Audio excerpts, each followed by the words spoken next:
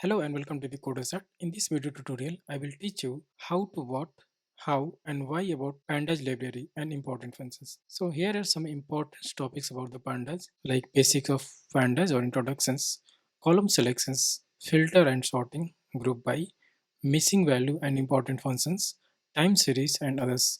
So these are some important topics covered in this video series. So let's jump to the introductions. So introductions is basically about the pandas. So panda is one of the most important libraries of Pythons and it is most commonly used for dealing with all data science tasks. It helps with dealing input data in CSV format and also with transforming your data into form where it can be inputted into ML model. So basically, Pandas is used to pre-processing step of the any data, and we can process all the data in required format. However, getting comfortable with idea of data frame slicing would be very tough for you in the beginning. So these are some steps or while we're dealing with the data frames in or dealing with pandas library. These are some common tasks where you will have to most frequently use. So that's why initially it will be a little bit tough, but later once you get some idea, you will feel more comfortable. But once you understood the concept and how to use them, it will be very helpful and you feel confident in all the explanatory data analysis part of the machine learning or data science. So EDA is a part of pre-processing step or all the data science or machine learning tasks. Okay, so with the help of pandas, we can do all the EDA part. So without pandas, we can do some of the part, but pandas library is available to help and do all the pre-processing tasks very easily. So hopefully this video will be fill you lots of conceptual understanding and also help you to understand different command, okay, and insight about your dataset. So here are some important information about pandas library. So you might have heard lots of time questions or maybe in general time you search about what is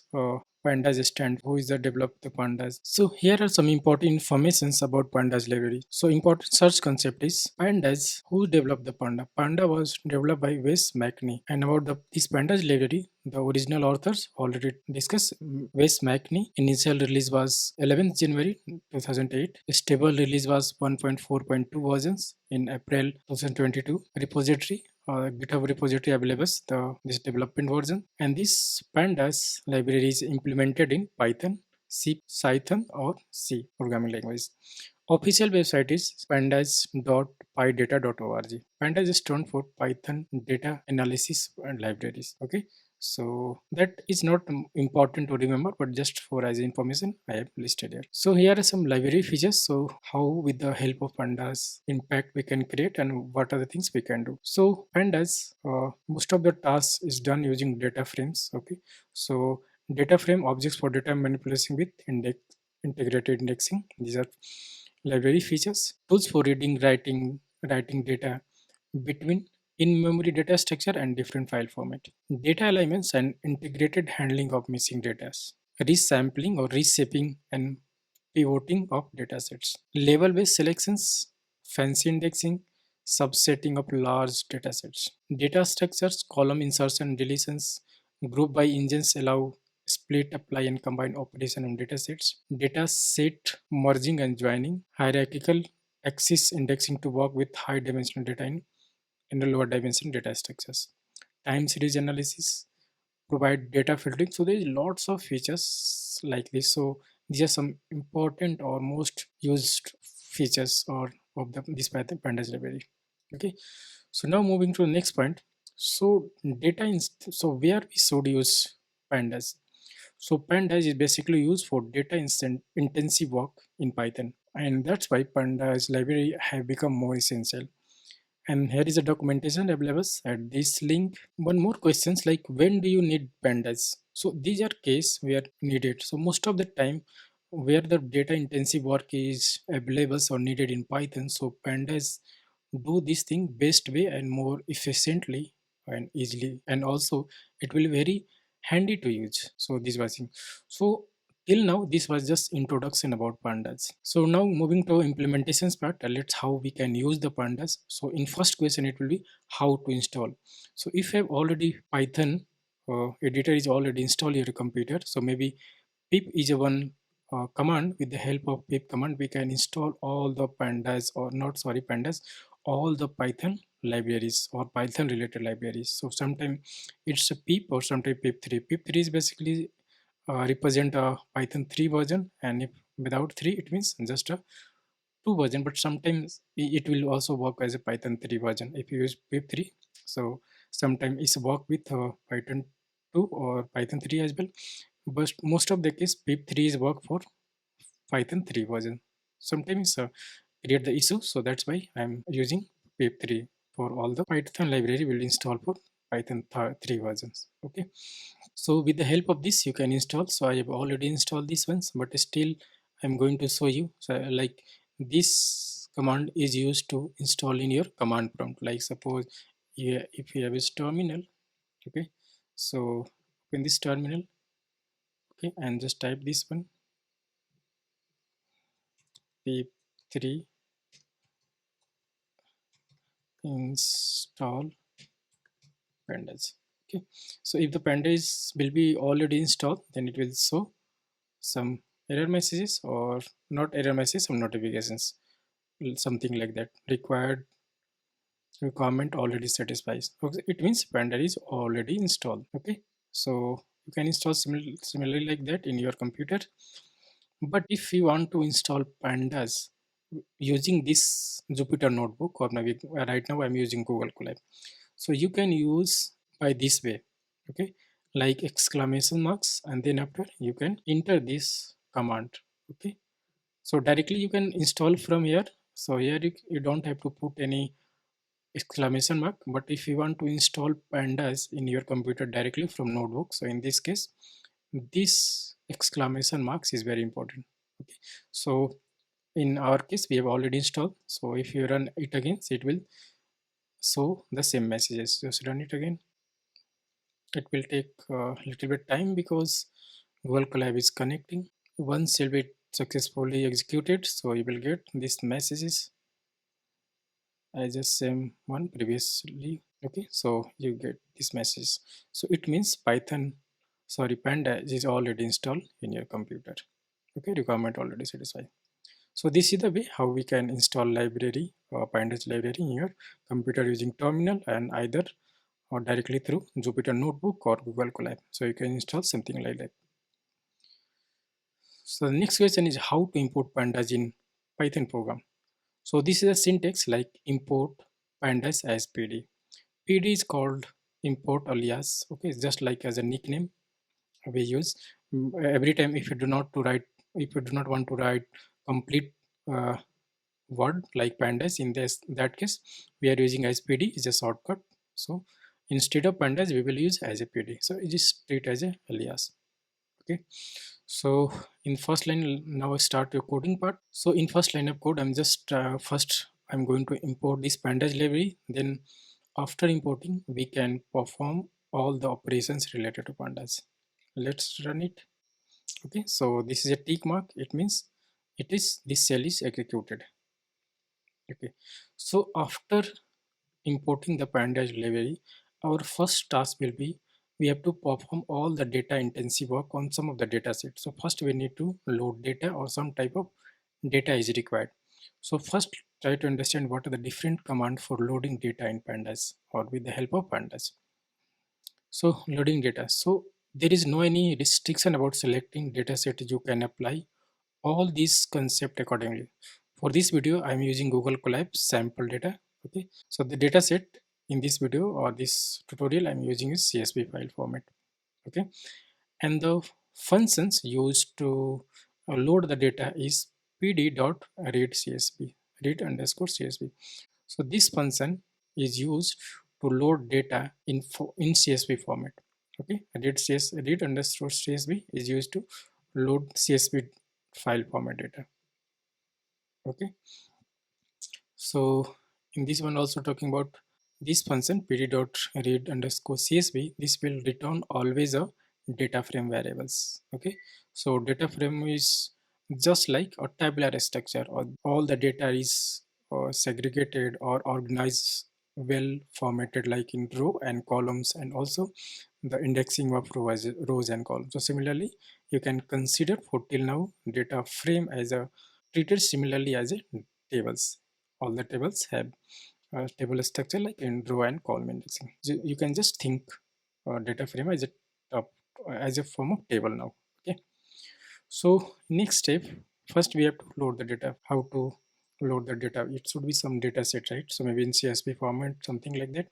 You can use, or if you're using any other data set, you can set your path locations here. But in our case, I'm just using a Google Colab sample file. So where this file is located. So once we click here, you will see some folder like this. And then after, you will click of these things like California house testing dataset. So maybe I'm going to use this one. So how to get the path location? So just click on this, copy path, okay, and then paste here. Okay, now there's no needed. So just expand it and run it again. This cell. Okay, so this is also executed. So you can see here, I'm just, what is the syntax? Okay, so pd instead of pd, okay, I'm using pd dot read csv. Inside this function, I'm uh, passing the path of the file as a argument. Okay, so you get the idea of pd. Pd is just alias. Instead of, if you do not want to write pd, so you have to type complete word pandas and pandas dot read csv file, read underscore csv. So this is a pd, this is a shortcut. And after, once this function is successfully run, executed, so this will return a type of data frame. So we are creating one variables called df. In short, we use a representation as data set. So short form of data frame is df, and these variables, we are storing the return type of this function as a data frame. So the type of this df will be data frame. So how can we check the type? So like this, add function, and what is type function available in Python to check type of any variables. Okay, so let's check it. What will the output? So you can see this is a data frame. So details, you can see this function return a data frame variables. Okay, so this one we are storing to these variables, and the type of this variable is data frame. Now, after loading the data, our next step will be how to get the insight of data, or if you want to see a glance of the data, what is the data is available. So in this case, there's some questions like then questions comes to your mind, like how to find first n element, how to find some um, 10th element. So maybe we need to see some sample data from top or bottoms or middles, or maybe with the help of indexing, or maybe only some column, some row. So these are lots of variations of selection of the data, but let's try to understand step by step. In our first case will be how to find n first, how to find n element. Okay, so n element basically, you can read this sentence or this about one of the most used method of getting quick overview of the data frame is head method, and the head method return the header and specify number of rows starting from top. So the in our first case, we have to find how to find end element. Okay, so end element from the top. So suppose if you want to find n element, n means it was general term. You can use any number of digital value, any numeric value. So this will return that number of columns as a output. So first in this line I'm calling df.head. So df.head, it will return 5 columns. You can see here. So by default, the argument inside this head function is 5. Okay, so this will return 5 element of, sorry, 5 rows of this file format or this CSV file. Okay, so let's run it. Okay, so you can see the output. So again, if you want to add, if you want to see some more element, head is basically used to display all the element from top. Okay, and from top any number of element you can print. By default it is a 5. If you want to, so if you want to see more element, I want to display more element, you can do something like that. You can pass any numeric value to these functions like this one. So I'm going to run it again. So you can see the 15 indexing from 0, 1, 2, 3, 4, 14. If you want to see more elements, just pass the 20s, 20, so it will return from 0 to 19 indexing, it will total 20 rows.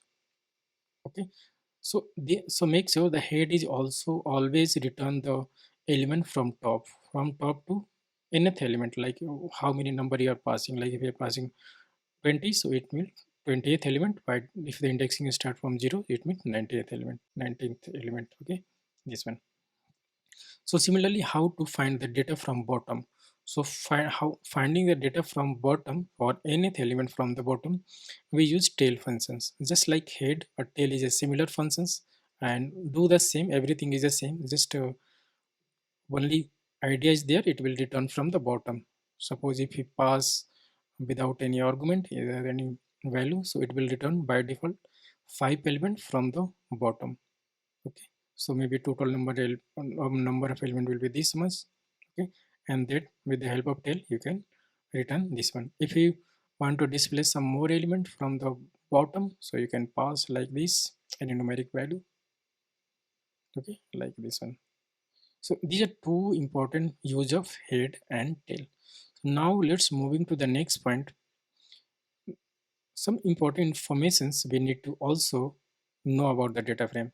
So like we have already uploaded the data, loaded the data, we have already seen the top elements, bottom elements. So with the help of this you will get the idea what type of columns are available, what are the type of data, what is the uh, different output, or what are the values here. So basically head and tail is used for just see your data as a glance at a glance. Okay, so this one.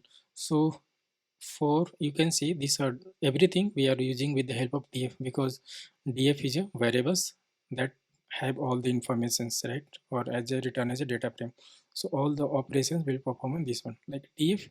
So in our next step will be how to get some more information. Like suppose if you want to see how many table, how many rows and columns available in that data set basically I'm just representing that csv file. Once the csv file is read using read underscore csv functions, then that will return as a data frame, and we are storing that data frame to serve df variables as a df frame. So now we have to find how many columns and rows are available in that data frame in or inside that csv file or that data frame. So in this case, we have to use df.shape. Shape is an attribute that will return number of rows. The first one is number of the rows and second one is number of columns. So let's run it. Okay, so in this case, output is 17,000. 17,000 total number of rows is 17,000. You can see from here bottom, like indexing start from 0. So last element will be 16,999 element, and the number of columns will be total 9. Okay, also if you want to see or if you want to use only for one of the information like only rows or only columns, so you can do like this. Okay, you can consider this as a tuples. So df.shape return a type of tuples. Okay, and with the help of shape 0, it means this will return only rows, number of rows, and this one number of columns. So let's run it just for confirmations. Okay, you can say 17,000 number of rows, and the first index, or you can say index at once, the columns will be stored. So how many number of columns is there? So 9 columns. So this is the same one, like say will return both the number of rows and columns. And if you use one of the indexing like this, so you can get the only number of rows and number of columns. So also df.shape is a type of tuple. You can check from here, but still I'm just uh, listed here. Or okay, so you can see the type of tuples. Okay, so also df.shape, shape is basically a type of attribute. Okay, not like function. If there is type of functions, so just take care about this thing, what is different in functions and what is different means attribute. So if you are going to call function, it will be like this one with the help of parenthesis. But if there is no parenthesis available while calling, so it means considered as a attribute. Okay, so this one. Now moving to attributes of data frame. A data frame has beside an index attribute also as a column. So data frame also have some type of indexing. Indexing is basically a type of labels of the rows. Okay, like in general term we denote row 1, row 2, but in columns have, or any columns name you can see like this. Like this columns has some name like longitude, latitude, housing. So these are columns, right? But by default all the rows, like how can you denote these rows? So there might be some type of indexing, like if you want to denote any of the rows, so you can represent, I want to get data from these rows, so this row represents a type of number or we type of indexing. So similarly here by default indexing is type of numeric value, but also we can change this indexing into a different data format, either a string value, any string value we can denote, but by default is the numeric value indexing. So also let's get in some more information. Index is a row levels of the data frame. Okay, so and how to find index of data frame? So just with the help of this attribute like df.index or properties, you can say attribute or properties are both the same. There is some word difference, but only the output will be the same. So df.index return all the indexing of this data frame. So you can see starting from 0 stop till this one's and separate step is 1. Okay, also you can convert the return type of df.index. Okay, basically df.index just return a type of range index. Okay, but if you want to get all these indexing to store some of the list value, okay, so you can do like that, like df.index.values. So it will return all the values of the index. Right now is, starting from 0 to this one 70,000 minus 1 and step is 1. But so it's a sequentially not sequence number, so I think. But in other cases, if the indexing is a total different data structure, not like a numeric value or any others value, so in that case if you want to get all the index value, so you can do like this and then convert it to into a list like this. So you can see the last value is, it is too much. Okay, so that's why you can see dot dot dot. So our next question is how to find all columns of data frame. So if we want to get all the columns data frame, okay, so how can you do that? So with the help of columns attribute, we can get all the names, all the columns name, okay, as a list or maybe some other value. So with the help of df dot columns, we can get all the columns value. Okay, so let's run it in df dot columns. So you can see the return type and this output like longitude, latitude. So these are, inside list you can see these are all the columns name. Okay, these number of columns available in this data frame. Okay, and if you want to convert these columns to any list, you can do like this df.column.toList. It will convert and return only as a list of all columns name. Okay, so this is sometimes very important, like when if you want to perform and if you want to check how many columns is there or which columns we have to select or how to denote columns. So in that case, columns, getting the columns name will be very easier for you. So the next information will be how to check the basic information of data frame. Okay, so one informations, we have columns, we have till now we have learned indexing, we have till now also learned. So head and tail function we have used, indexing we have used, columns we have used, okay, and shape attribute also we have used. So now our points come to what is use of df.info. So df.info, let's run it and then you will get the better idea.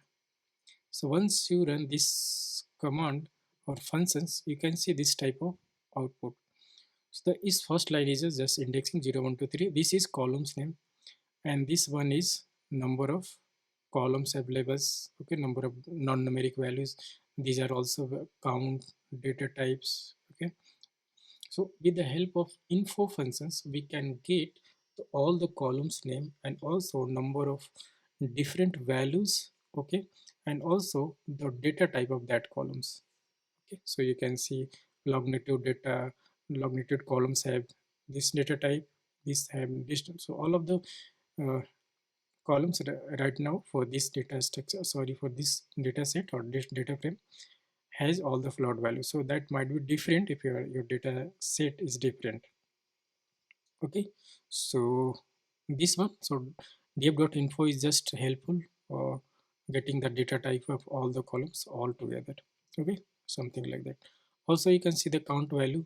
Okay, so right now its count value is none value, none null. I will discuss what is the meaning of none null. Okay, none null values. Okay, so now coming to the next point, check data type of column using d type attribute. Okay. So with the help of df.info, you can get all the informations like this format. But if you want to see only data type, not this information, you don't need this type of thing. So you can pass like this. What is the data types of all attribute of the columns?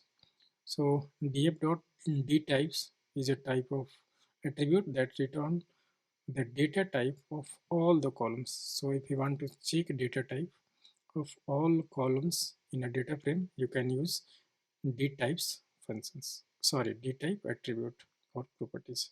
And one more value is like, instead of if you want to display or if you want to get only the all the data value, okay, not the any columns, row, indexing. Okay, so you will get type of array. So you can see this thing. So what I'm trying to explain or try to say is that, let's go to top and where we have shown the data.